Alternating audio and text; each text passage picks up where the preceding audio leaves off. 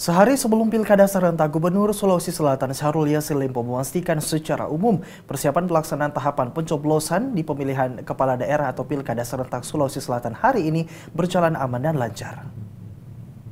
Gubernur Sulawesi Selatan Syahrul Yassin Limpo meninjau kesiapan pelaksanaan pemilihan kepala daerah di Kabupaten Maros dan Pangkep Selasa 8 Desember 2015. Gubernur didampingi Ketua DPRD Sulsel HM Rum dan sejumlah Kepala Satuan Kerja Perangkat Daerah SKPD Sulsel.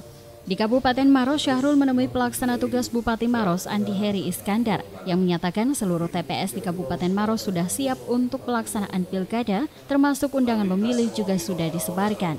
Di Kabupaten Pangkep, Syahrul menggelar rapat bersama Kapolres Pangkep dan Dim, Ketua Komisi Pemilihan Umum KPU Pangkep dan Ketua Panwas Pangkep, sekaligus melihat langsung kesiapan pasukan pengamanan.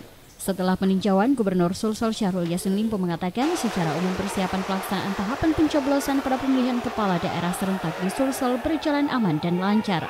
Meskipun ada beberapa daerah yang mengalami hambatan seperti surat undangan bagi masyarakat untuk pemilih yang belum dirampungkan, ditargetkan akan segera selesai. Umum tentu saja bagus.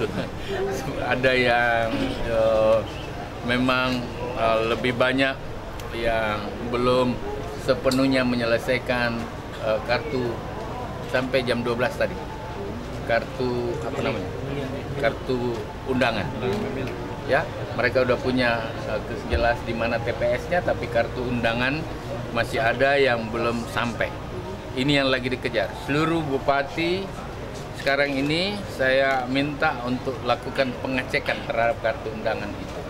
Artinya tetap penyelenggaranya laksanakan, tetapi fasilitasi dan dukungan pemerintah kita butuhkan.